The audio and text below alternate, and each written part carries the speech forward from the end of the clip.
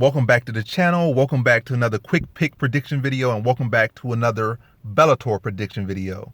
In this video, I'll be predicting the Bellator 253 headliner between A.J McKee versus Darion Caldwell. So this is a very exciting, very exciting headliner. Even though a lot of people be stuck on the UFC and stuck in these other leagues, or just don't care about Bellator, or whatever reason they dislike Bellator or not respect it, this is one of the better matchups of the year. Two very talented 135ers who would definitely rank in, not 135, 145ers. Well, McKee has definitely been a 145 his whole career, whereas Caldwell was the 135 or the bantamweight champion at Bellator for a good bit of time. And then, et cetera, what happened with that. So he's still, I would say, a top 135, even though he's not fighting that there right now because he's in this 145-pounder tournament. But I would still say one of the top 135ers and would rank in the UFC's 135.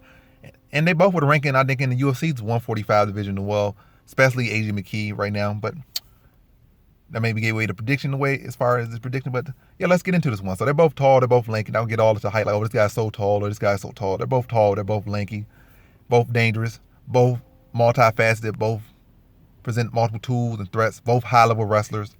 Definitely Darion Caldwell got that NCAA championship background, so lean to overall wrestling to him, or the actual pure wrestling to Darion Caldwell.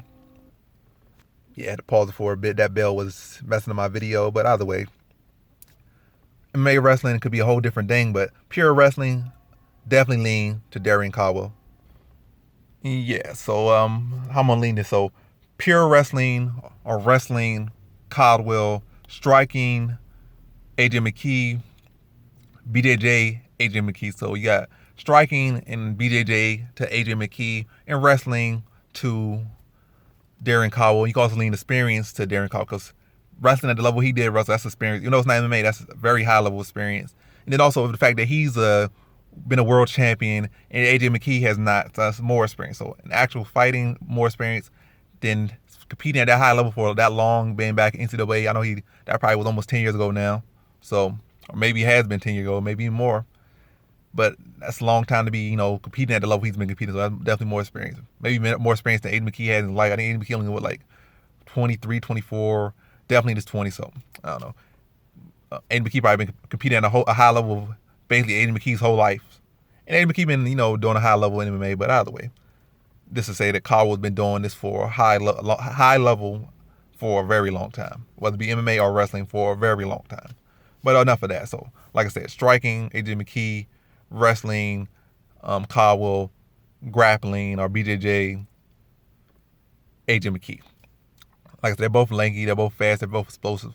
But I see this one is, I think A.J McKee just got the X factor in this one. He got the youth, he has the striking, and really the BJJ, and he could definitely throw them with a guillotine. I still have not seen Darion Caldwell respond well to a guillotine. Anytime something goes around his neck, you kind of see a panic or see a reaction, or he gets a reaction. He's not those like wrestlers like, oh, you got a neck on me, all I'm gonna do is pass your legs to the side and I'm cool. It's like every time something goes around the neck, it's like a bit of panic and a bit of concern, because he lost twice by that submission, and he almost lost like 3 or 4 times by that submission.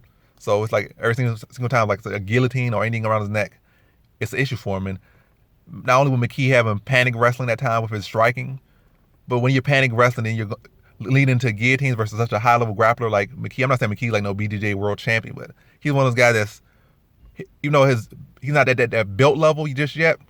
He has skills that can even go beyond some belt levels, or at least as far as MMA, when he blending the full arts together. So, there'll be some black belts out there. You got to respect him almost more than some black belts in the realms of MMA. So all I'm saying is his grappling is nothing to sleep on at all. Be very worried, be very concerned, respect that grappling, but don't fear it if you're trying to beat him. Because you're trying to beat somebody, don't fear anything no man has coming at you.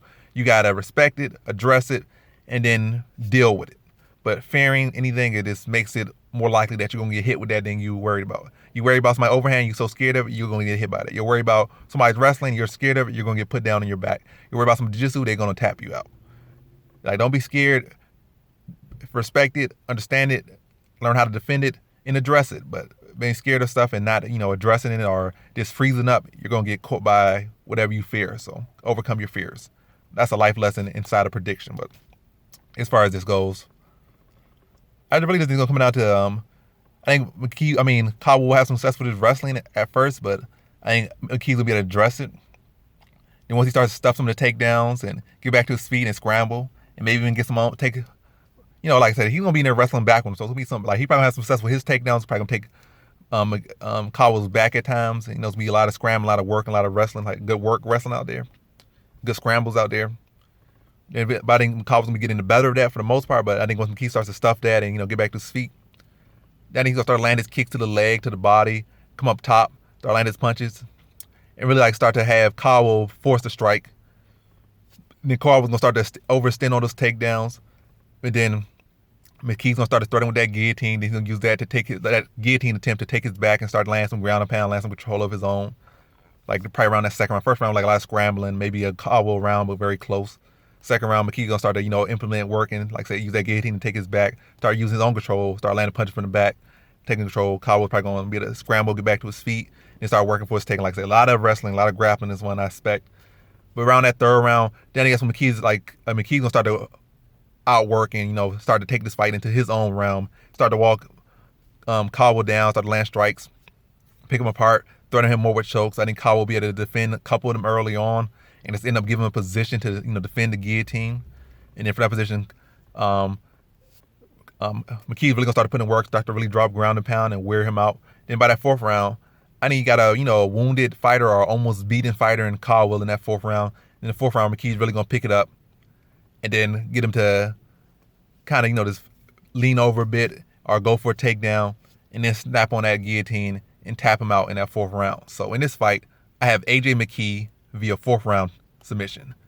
And that concludes my fight prediction for McKee versus Caldwell. Peace.